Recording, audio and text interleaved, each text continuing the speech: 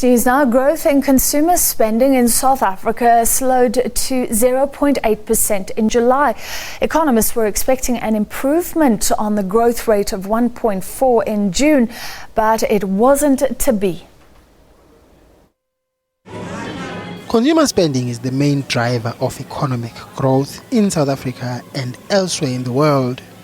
Retail sales figures are therefore an important indicator of the country's economic health.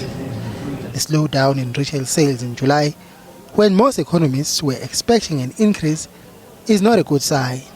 The market had expected a 2% increase. What this number actually tells us is that the consumer is still under a lot of pressure. We still have high rates of unemployment.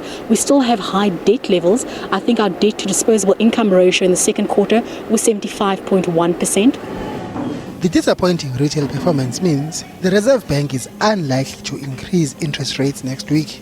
These weaker figures actually decrease the probability of a rate hike next week. We think the MPC are much going to be focused on what is going on with the rand and the rand's impact on inflation. Pharmaceuticals and medicines were the highest selling products in July. Their sales grew by more than 6%. Food and other everyday household items were the least selling items, showing a 0.5% increase. Mbongeni Muchwa, SABC News, Johannesburg.